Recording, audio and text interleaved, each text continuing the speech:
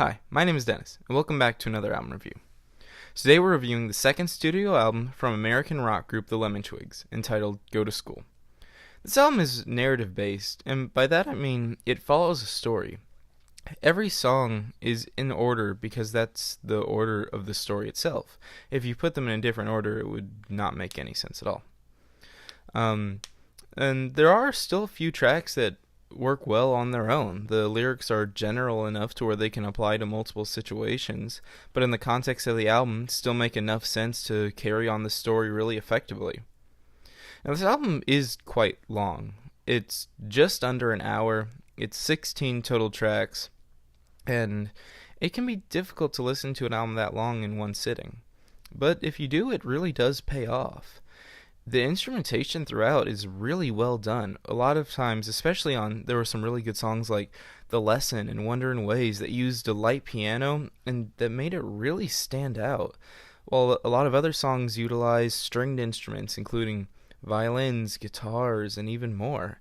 And in a lot of ways, it gave it a real big theatrical sound that works really effectively with the tone of the album. Now, the basic story of this is about a couple. And this couple, they really want to have a child, but unfortunately they're just not able to. So they end up adopting a chimpanzee. And as they have this chimpanzee, it sees an advertisement on the TV for a local high school. And it wants to go to school. That's what it wants. And after enough time, the parents finally let it go to school. And this chimpanzee is named Shane, as revealed through, I believe, the third track on the album, Rock Dreams. And at this point, we just start to focus on Shane. The rest of the album is pretty much solely based on Shane and his adventures at school. He deals with many things, as shown in the song The Lesson. He starts to see how kids are different than he is. And even though he doesn't quite understand that he's not human, he sees that there is something slightly different, and these kids act strangely to him. But from there on, we get to learn more about Shane as a character, because he was raised by humans and therefore has human characteristics, and in this story he can even speak like a normal human would be able to. But we really do learn a lot about his mental state in the song Small Victories, where he's shown as being very optimistic, looking for the small victories. He's not worried about making a huge impact as long as he can have small successes here and there, and he seems like and the song has a really upbeat sound to it that works really effectively. It carries the emotion through and through. And from there on, we get to see more of the actual things he does in school rather than just his mindset. We get to see that there's this girl he starts to look at that he likes, and there's even a bully that, we learn a lot about the bully, actually. I'll get into that a bit later. But then as time passes on, he finally learns that he's a chimpanzee and not a human, and this hurts him really badly. He can't focus on anything else. He's so caught up on this idea of he is not a human. And he starts lashing out, he starts misbehaving in school, and this all leads up to the massive climax of the story in the song, The Fire. And The Fire is an interesting one, where it shows him actually burning down the school, but I'm not sure if they're trying to go for a literal burning down or a metaphorical burning down, as in he just envisioned doing that because he's so angry, and the fire that he starts is more of an internal fire. But either way, it shows his mental state. And I don't think that this is bad, because it's not like it's breaking up the narrative, but instead it gives it some more depth, as there's multiple interpretations one could have. But from that point, he runs into the forest. He runs away. He doesn't want to be around anybody. And he starts to think, can he really be happy like he once was where he naturally should be? And he finds out that that's where he belongs, and that's where he stays at the end of the album. So, since this is story-based, there's more to take into account than just the vocal quality, than just the production, the chord progression, etc. The story is such a huge part of the album that any sort of flaw in it really has a strong detrimental effect. And the main problem I'm having with the story is the character of the girlfriend, or the, I'm gonna say girlfriend, and that'll make sense in just a second. Because we see in the song Wonderin' Ways, yeah, the song Wonderin' Ways, how he starts to see this girl, and we're first introduced to her, and he likes this girl, and and he's seen as like the social outcast. No one really talks to him. No one really likes him. But then, all of the sudden, in the song Queen of My School, the girl that he liked literally just comes up to him out of nowhere and starts a relationship. And it feels really unnatural. It's really poorly executed, and I wish there was either another song to show some sort of transition, or they had just scrapped the idea of the girlfriend character at all. But what makes this even weirder is that she doesn't want to be his girlfriend. They just have a one-night stand, and that's it. But then in later songs, he references that his girlfriend doesn't want to be around him anymore when, unless he had another girlfriend in between songs, which would be yet another thing that they failed to mention, or he still considers this girl to be his girlfriend even though they were never a thing, which just doesn't, it's not effective. It doesn't work. Her character is really poorly presented. She's so one-dimensional that it doesn't translate to a strong story point.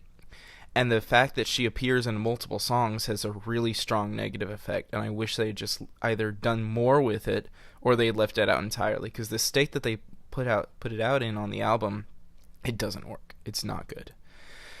And another thing about the story is a lot of these songs have really good ideas, really good messages, but the further songs fail to expand on it, with the only real exception being the character of Shane himself, which I do think was really well developed, as we get to see his mindset, like I mentioned earlier, and we get to see how different actions and different events influence that mindset, and it makes it for a really relatable character, which is ironic considering he is a literal chimpanzee, but it translates really well.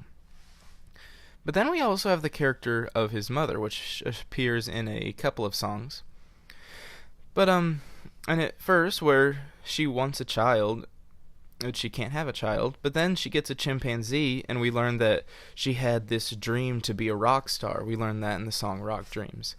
But, because of this chimpanzee, she was so focused on that, she wasn't able to fulfill her dream.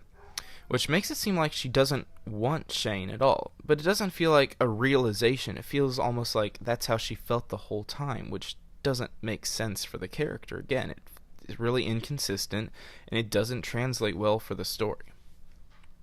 But as far as the instrumentals go, they were great throughout. They use a wide variety of tactics that really make for it having a really strong, appealing sound the entire way through, or effectively the entire way through. Of course, there were some stronger moments than others, as to be expected, but there weren't any really bad moments except for the closing track, which is entitled Go to School. But this track is strange in the sense of it doesn't follow the story like the rest of the album does, and it doesn't follow that same narrative, but it feels almost like a B-side song, and it definitely shows. The production is all over the place. It actually takes samples from other songs on the same album and puts them together, and it doesn't sound good. It just doesn't sound good. That's the simplest way to put it. It's almost like an extra transitionary period between when we learn about him seeing the advertisement on the TV and between him going to school, which we didn't really need a transitionary period at all. It's easy enough to tell what happened. But yeah, this song, and also when I was doing my research on this album, which I like to do research on the albums before I review them, they always called it a 15-track album, and there was even an interview with the band that only featured 15 tracks showing it. And then on all the streaming platforms, there's this extra track on the end, and I think it was something that they just added on. It was like a demo or a B-side or something, but it was on the actual album, so I will be considering that as part of my review, even if it doesn't have a large impact. It was definitely the weakest point of this record. Luckily, it's very short. It's by far the shortest song on the album. It's not even 2 minutes long, and it's at the very end, which makes it easy to ignore. So it doesn't have that strong of a negative effect on the album, even if it doesn't sound good. But going back to the instrumentals, we have songs like The Bully, which, and this isn't an insult, but I didn't know elevator music could sound so good. And like I said, I'm not saying that to be insulting. It legitimately sounds amazing. And this character of the bully is shown as such an in-depth character on this one song. I wish he appeared more on this album, because we learn why he's a bully, because his father blames him for his mother's death during childbirth, which is a really sad but realistic thing to think about. And it really does translate well during the song. It's done really well, and I wish he was on the album more, because he was definitely one of the strongest points on this record when he was the main focus of this song called The Bully. And after that track, the song Lonely.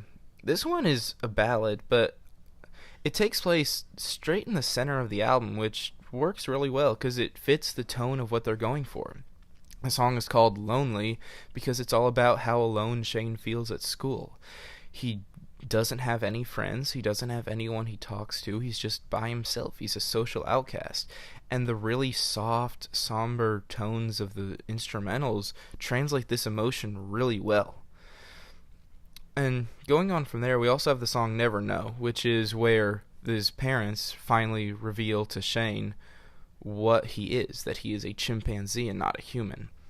And it's strangely elegant in a way. The chorus on it's very, very loud. It has a lot of instrumentals to it, a lot of different instruments going into it, and it's an amazing chorus. It's done so effectively, and that translates really well to the next song, which is Born Wrong / Heart Song, which shows Shane's reaction to learning all this.